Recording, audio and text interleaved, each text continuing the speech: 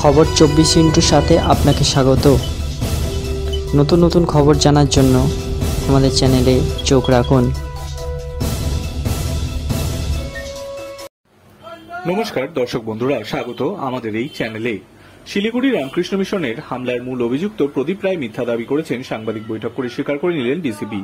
এখনো পর্যন্ত বেপাত্তা প্রদীপ, তাবু তার বিরুদ্ধে কেন লঘুধারা প্রয়োগ, কেনই বা অভিযোগ থাকা সত্ত্বেও অস্ত্র আইনে মামলা দায়ের করা হলো না, কেন বা মিশনের অভিযোগ থাকা সত্ত্বেও থানায় আসার পরেও প্রদীপকে গ্রেফতার করল না পুলিশ, উল্টে পুরনো নথি না ঘেটেই কেন মিশনের বিরুদ্ধে জামিন অযোগ্য ধারায় মামলা, এইসব প্রশ্নের উত্তরে রীতিমতো চুপ থাকলেন পুলিশ কর্তা। বুধবার সাংবাদিক বৈঠক করেন পুলিশ কর্তা, জানান যে জমি নিয়ে এত বিতর্ক, যে জমি দখল করার অভিযোগ উঠেছে মিশনের বিরুদ্ধে, যে জমির মালিক হিসেবে দাবি করেছেন প্রদীপ রায়, তা সবই মিথ্যা। পুলিশ কর্তা স্পষ্ট জানিয়েছেন, আদালতের নির্দেশ অনুযায়ী জমির মালিকানা রামকৃষ্ণ মিশনেরই। পুলিশ কর্তা জানান, 19 মে মাঝরাত 3:30 নাগাদ প্রদীপ রায় নামে জনৈক ওই ব্যক্তি আরো 10-12 জন মিশনের ঘরে ঢোকেন। রামকৃষ্ণ মিশনের কয়েকজন কর্মী সেখানে ছিলেন। তাদেরকে ভয় দেখানো হয়, মারধর করে মোবাইল কেড়ে নেওয়া হয় বলে অভিযোগ। সিসিটিভি ফুটেজ নষ্ট করা হয়। ইতিমধ্যেই যে ঘটনায় 5 জনকে গ্রেফতার করা হয়েছে, বাকিদের দ্রুত শনাক্ত করে গ্রেফতার করা হবে বলে পুলিশ জানিয়েছে।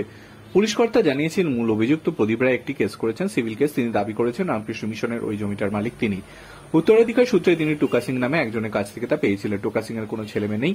ওর বাড়িতে থাকতেন বিদ্যেশ্বরী রায়, তার ছেলে প্রদীপ রায়।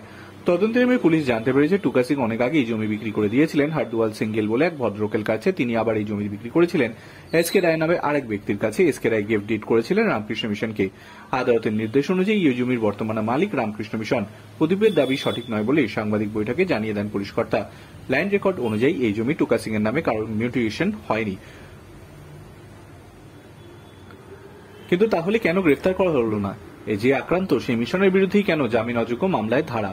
এমনকি এফআইআর কপিতে যার নাম রয়েছে, স্বামী অক্ষয়ানন্দ মহারাজ 15 বছর আগেই জলপাইগুড়ি ছেড়ে চলে গিয়েছিলেন। তিনি বর্তমানে প্রয়াগরাজে থাকেন। তার বিরুদ্ধে কিভাবে এফআইআর করল পুলিশ? প্রশ্নে একেবারেই চুপ ছিলেন পুলিশ কর্তা। কেবল জানিয়েছেন তদন্ত চলছে, প্রদীপের খোঁজে তল্লাশি চলছে। প্রথম কোনো অভিযোগ এলে কেস স্টার্ট করতে হয়, সেই কারণে মিশনের বিরুদ্ধে এফআইআর করে জানান তিনি। প্রদীপের বিরুদ্ধে যে অস্ত্র আইনে মামলা রুজু হয়নি তাও স্বীকার করেছেন, কিন্তু কেন সেই প্রশ্নে কোনো জবাব দেননি তিনি।